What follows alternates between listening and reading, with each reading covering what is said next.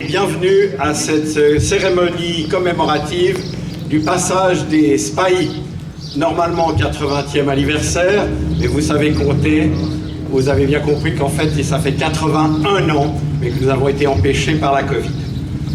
Vous avez peut-être aussi remarqué que nous avons changé notre disposition de ce jour. Nous avions prévu une cérémonie face à la partie historique de la salle communale, puisque c'est ce bâtiment que l'on remarque sur la plupart des photos de l'époque, et c'est là aussi qu'ont été réconfortés, ravitaillés les spahis. Mais nous avons privilégié le confort du public, c'est pour ça que nous avons décidé de nous mettre à l'ombre de ces grands et beaux platanes. Monsieur le Major Yves Cognier, assistant de l'attaché militaire à l'ambassade de France à Berne, accompagné de Madame Mathilde Marpeau, stagiaire à la mission défense de l'ambassade de France. Monsieur Dominique Ventier, ancien spahi représentant l'association Le Burnou et fidèle de nos manifestations. Monsieur Patrick Socazo, petit-fils de Louis Deslieux, lieutenant du 7e régiment de spahi ayant traversé notre canton en janvier 1941. Monsieur Marc Boisin, fils de spahi, qui sont venus tous les deux de très loin, l'un de Bordeaux et l'autre de Toulouse.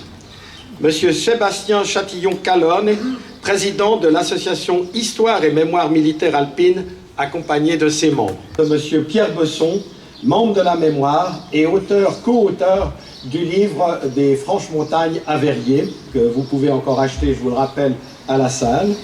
Et ensuite, la fanfare de l'Écho du Salève, que je remercie de sa présence, nous interprétera une marche d'Enrico Tiso intitulée « La Brisiga ». Et pour le moment, vous ne m'entendrez plus. Quel plaisir de vous voir tous réunis pour cette commémoration. Cette journée, pour nous exceptionnelle, est placée sous le signe de Verrier et Trembières sans frontières. Elle est l'aboutissement d'un travail commencé en 2008.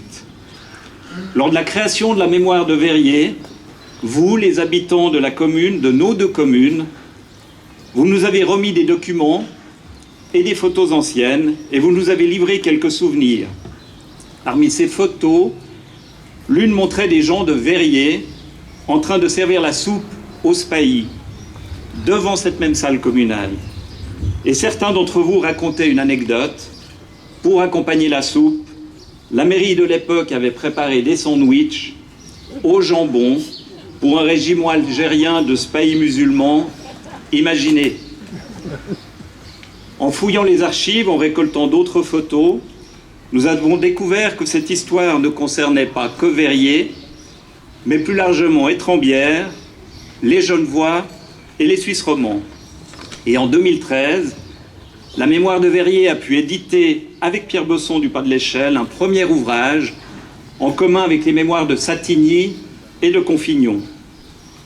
Suite à la publication de ce livre, l'association Le Burnou, représentée par M. Ventier, ici présent, a remis à nos communes, au cours d'une promenade organisée dans le cadre de Verrier et Trembières sans frontières, une médaille en remerciement des bons soins que les villageois avaient apportés à ces troupes en 1941.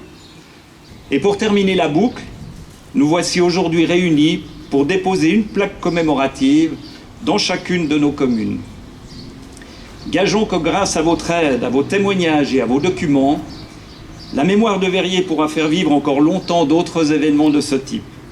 Et surtout, que continue à vivre l'esprit de Verrier et Trembières sans frontières. Merci à tous pour votre présence et merci d'avoir participé.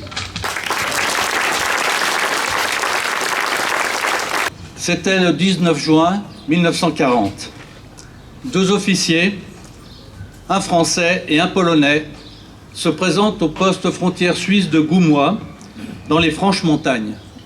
Ils sont porteurs de messages adressés par les généraux Daille et Prougar-Kettling aux ambassadeurs de France et de Pologne à Berne, les enjoignant de saisir les autorités fédérales d'une demande d'autorisation d'entrée en Suisse pour les troupes encerclées par la Wehrmacht. Comment en est-on arrivé à une telle situation, comparable à celle de l'armée de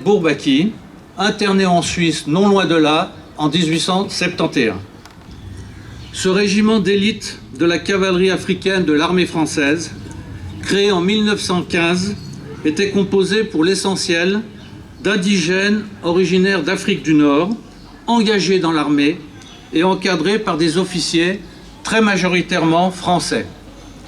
Commandé par le lieutenant-colonel de Torcy, le 7e est cantonné en 1939 en Alsace, dans le Haut-Rhin, entre Altkirch et Pfefferhaus. L'État français s'engage résolument dans une politique de collaboration avec l'Allemagne. C'est l'une des périodes les plus sombres de l'histoire du pays qui s'ouvre. Pétain obtient la libération des 30 000 internés militaires français en Suisse, considérés comme prisonniers de guerre. Les Allemands conditionnent cet accord à la dissolution immédiate des régiments rapatriés et exigent que les Suisses leur livrent les armes saisies lors de l'internement. Ils sont accueillis chaleureusement dans la dernière commune de la Suisse qu'ils quittent 7 mois après leur internement. Une copieuse collation est servie ici même, devant la salle communale.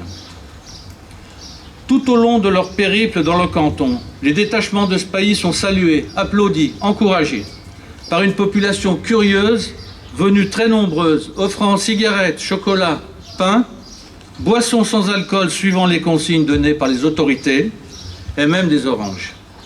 Une fois de plus, la Suisse aura justifié son statut de terre d'accueil, comme elle le fit en 1871 avec les Bourbakis, puis en 1418 pour les grands blessés militaires et les civils évacués du nord de la France. À la douane du Pas de l'Échelle, la population est également là, nombreuse, de l'autre côté de la frontière, attendant le premier détachement de Spahis qui arrive à 17h30. En rang serré, ils défilent devant les autorités militaires et civiles des deux pays, alignés devant la douane. La barrière est levée et une compagnie du 27e bataillon de chasseurs alpins, sous les ordres du chef de bataillon Valette d'Ozia, rend les honneurs au son de la fanfare.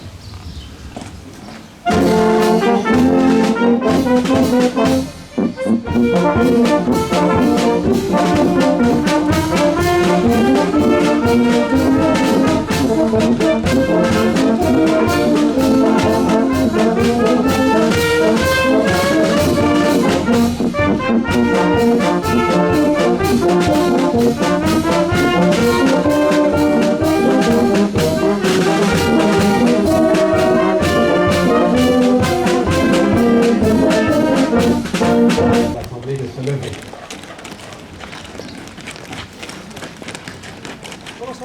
Garde à vous!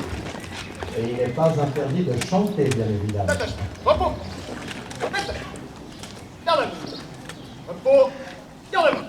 Fixe! Portez! Ah!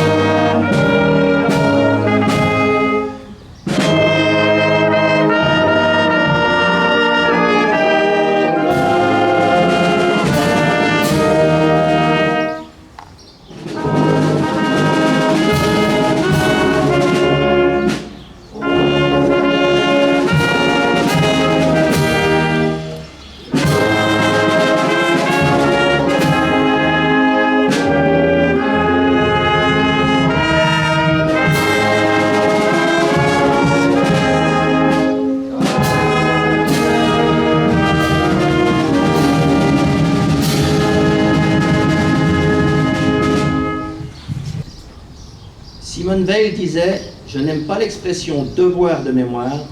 Le seul devoir, c'est d'enseigner et de transmettre. Enseigner et transmettre.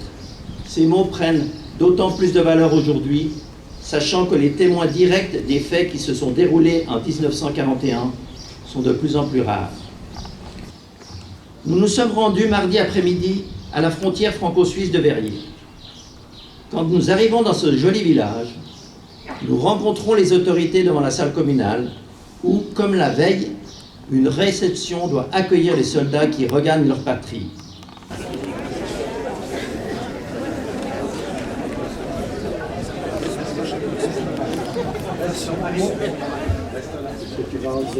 Tu vas enlever moins précipitamment. Je laisse faire les photographes et caméramans.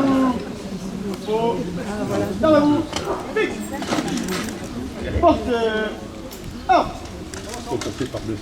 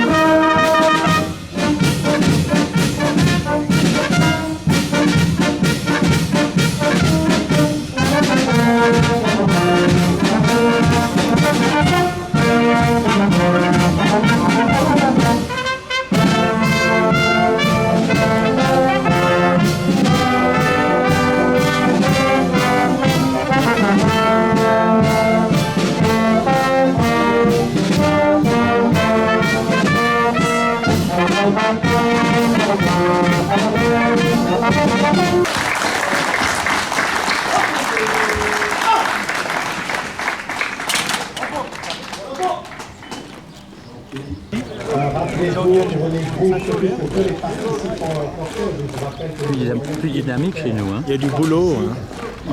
Ah bon, climat de désert pour justement protéger son visage en cas de tempête de sable.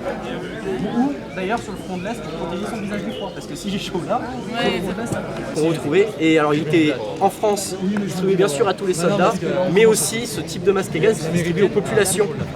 En Suisse d'ailleurs, hein, c'est encore d'actualité, la défense passive, il y a plus de 95% des gens qui sont protégés normalement par un abri en Suisse. Et en France, nous on l'a vu aujourd'hui, mais avant la Seconde Guerre mondiale, il y avait énormément de défense passive qui était faite et tous les foyers avaient eu des masques à gaz distribués. Alors c'était des modèles comme ça pour certains, mais il y avait aussi beaucoup de modèles issus des pays de la Tchécoslovaquie, etc. qui fabriquaient des masques à gaz à faire.